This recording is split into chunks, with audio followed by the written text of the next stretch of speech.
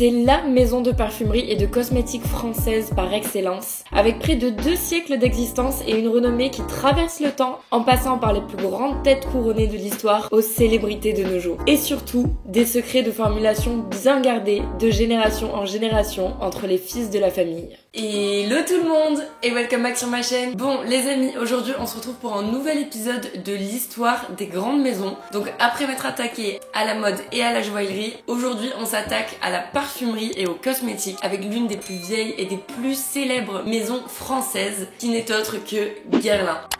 Alors, comme d'habitude, on commence avec le fondateur de la maison. Donc ici, c'est Pierre-François Pascal Guerlain, qui est né en 1798 à Abbeville. À l'âge de 19 ans, le petit Pierre annonce à ses parents qu'il souhaite devenir parfumeur à Paris. Et donc, il quitte la petite entreprise familiale. Et dans un premier temps, il va travailler pour des parfumeurs comme la Maison Briard ou encore Pivert. Mais sa véritable ambition, c'est de créer ses propres parfums. Du coup, il part étudier en Angleterre pour faire des études de médecin chimiste parce que les Anglais sont beaucoup plus avancés dans ce domaine qu'en France, avant de revenir à Paris en 1828, où il est alors âgé de 30 ans, déterminé à réaliser son rêve, et donc il va s'installer comme parfumeur vinaigrier. Donc oui, c'est un terme un peu spécial, mais vinaigrier, c'était pas pour préparer les salades. À l'époque, on avait encore des vinaigres de toilette. Et en fait, on en mettait quelques gouttes dans le bain ou sur le corps, et c'était censé assainir et sentir bon.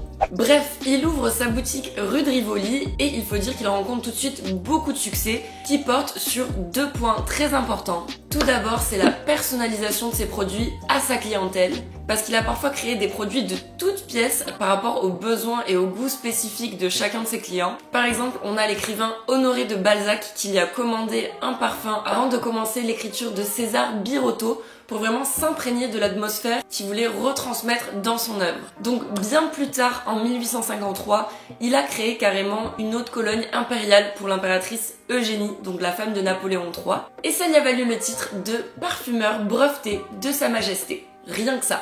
Du coup, vous vous doutez bien qu'avec de tels clients et une telle renommée, le bouche à oreille s'est fait très rapidement concernant son expertise et la qualité de ses produits. Et le deuxième facteur qui peut expliquer le succès très rapide de Guerlain, c'est que en plus de développer des parfums qui vont avoir un succès incroyable, il développe également des soins inédits et innovants pour l'époque. Il a par exemple créé l'ancêtre du baume à lèvres ou encore un soin qui s'appelait le baume de la Ferté et qui était censé protéger les seins des nourrices. Il va également importer de nombreux soins d'Angleterre pour la peau comme blanc de perle qui était censé éclaircir légèrement le teint de la peau parce qu'à l'époque les teints clairs étaient encore à la mode. Et il a également créé un soin spécialement pour l'impératrice Sissi qu'il a appelé crème à la fraise et qui était censé éclairer son teint. Et bien sûr, dernier facteur de son succès, et sûrement le plus important, c'est le savoir-faire qu'il a acquis pour créer des parfums absolument uniques. Et surtout, chez Guerlain, chaque détail compte, donc le contenant est également une œuvre d'art, avec des magnifiques flacons qui sont créés par Baccarat, une cristallerie de renommée mondiale. Les flacons sont totalement uniques et encore une fois très innovants pour l'époque. Par exemple, le flacon de Vol de Nuit allie pour la première fois dans l'histoire du parfum le métal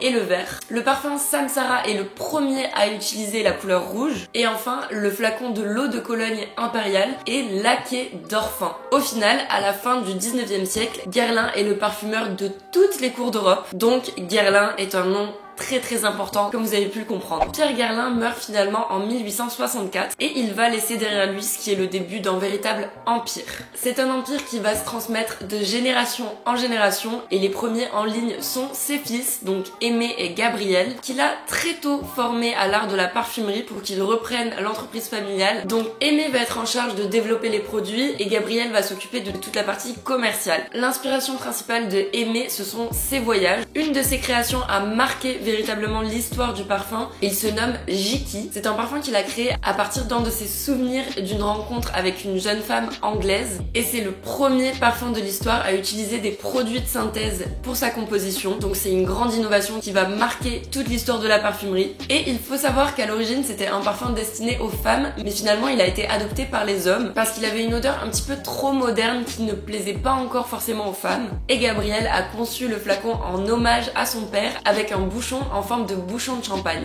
En 1870, Aimé invente sans le savoir, un objet qui est devenu culte par la suite, tout simplement le tube de rouge à lèvres. Et l'idée y était venue d'un cousin qui fabriquait des bougies, donc une idée assez simple, et pourtant c'est devenu une véritable innovation technique, parce que jusque là on avait juste des bâtonnets de rouge à lèvres sans support. Mais l'un des plus grands parfumeurs de Guerlain, c'est Jacques, donc le fils de Gabriel, qui a été formé par son oncle Aimé depuis très jeune, parce que Aimé n'avait pas de fils. Et Jacques va devenir un véritable prodige des parfums. Il est connu pour être véritablement passionné par les parfums et la cosmétique. C'était un homme qui passait son temps dans son laboratoire à élaborer des formules. Déjà à l'âge de 16 ans, il avait créé son premier parfum. Il entre dans la maison en 1890 et il est à l'origine de très nombreux parfums iconiques de Guerlain. Par exemple, Shalimar, qui est le premier parfum oriental de l'histoire, inspiré d'une histoire d'amour indienne, donc tout simplement un empereur qui est tombé amoureux de la princesse Mumtaz Mahal et pour laquelle il a fait construire d'ailleurs le Taj Mahal. Dans ce parfum d'ailleurs, on retrouve la guerlinade et c'est une base de parfum qui va devenir récurrente dans tous les parfums Guerlain, composé de bergamote, de jasmin, de rose, d'iris, de vanille et de fève tonka. En 1926, Guerlain commence à s'implanter à l'étranger, notamment à Berlin et à New York. Et on a surtout l'ouverture du premier salon de beauté en 1938 au 68 avenue des Champs-Élysées, qui encore aujourd'hui est une adresse mythique pour la maison Guerlain. On a des très grands noms qui ont travaillé sur cet institut de beauté et d'ailleurs depuis 1991, ce lieu est inscrit au monument historique. Malheureusement, pendant la Seconde Guerre mondiale, les usines Guerlain sont touchées par les bombardements et donc elles restent fermées jusqu'à la fin de la guerre.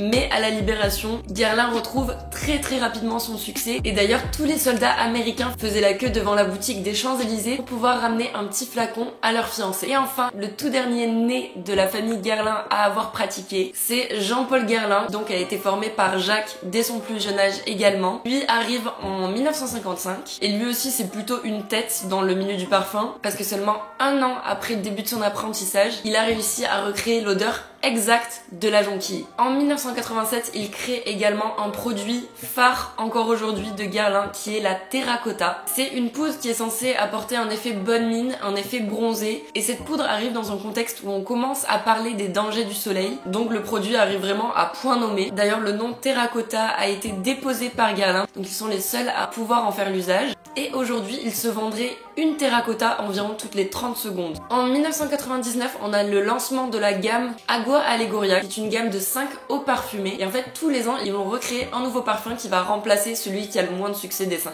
Finalement, en 2002, Jean-Paul Guerlain décide de se retirer. Et pour la toute première fois, le nez de Guerlain va être quelqu'un qui ne fait pas partie de la famille. Donc maintenant, on va parler de l'ère LVMH. Donc LVMH a racheté Guerlain en 1994. C'est une maison qui n'a vraiment plus rien à prouver. Ça fait 166 ans qu'ils existent. C'est une maison qui est vraiment reconnue pour son savoir-faire et pour la qualité de ses produits. Pourtant, je pense que vous pouvez imaginer un petit peu le problème qui va commencer à se poser pour Guerlain, c'est celle de leur image. Parce que justement, cette maison qui est connue pour ses savoir-faire très anciens ne va plus attirer la nouvelle génération, qui va plutôt se tourner vers les nouveaux concurrents comme Dior, Azzaro, Yves Saint Laurent, Jean-Paul Gaultier ou encore Hugo Boss, qui eux font preuve d'un grand dynamisme. Et de plus, les parfums Guerlain sont trop associés à une ancienne bourgeoisie un petit peu dépassée et très connotée, surtout depuis mai 68. Donc le nouveau nez de la maison, c'est Thierry Vasseur, qui est toujours le nez actuellement et qui a été formé par Jean-Paul Guerlain lui-même. Donc Jean-Paul Guerlain lui a fourni le livre sacré contenant toutes les formules Guerlain et donc il va entreprendre de mettre au point des créations un petit peu plus modernes. Et l'un des plus gros succès contemporains, évidemment, c'est la petite robe noire qui a été commercialisée à partir de 2012. C'est un parfum basé sur les notes de bergamote et de cerise noire et le nom a été choisi en hommage à la création de Coco Chanel, donc la petite robe noire, qui est également vue comme un indispensable dans la garde-robe de toutes les femmes. Pour le flacon, ils ont gardé la même bouteille que pour L'Heure Bleue ou encore Mitsuko, mais la plus grosse innovation de ce parfum, c'est au niveau de la communication, parce que à cette époque, les égéries sont devenues un indispensable pour faire la promotion des parfums. Les égéries vont permettre de toucher un public vraiment visé, qui va s'identifier à une certaine célébrité, mais face à la banalisation de ce phénomène d'égérie, Guerlain a fait un choix très audacieux,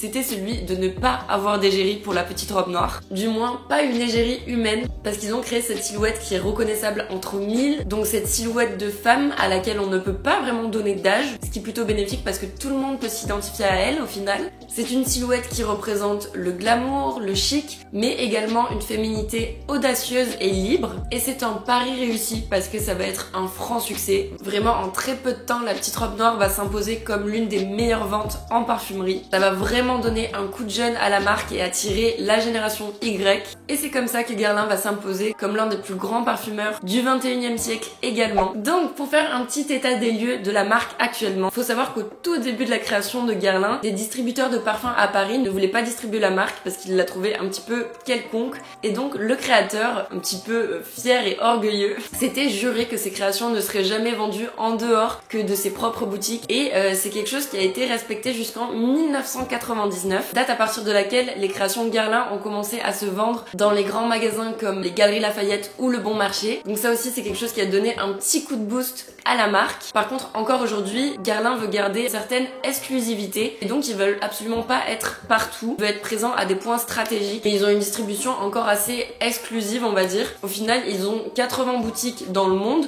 ce qui est pas énorme. Ils ont également 17 salons de beauté. Il faut savoir que leurs produits sont tous faits en France. Voilà, toutes les usines Guerlain sont situées en France. Les parfums Guerlain sont les seuls à être composés à 80% d'éléments naturels et ça permet aux parfums d'évoluer vraiment au fil de la journée en fonction du pH de la peau. Et enfin, le catalogue Guerlain compte aujourd'hui plus de 1100 créations.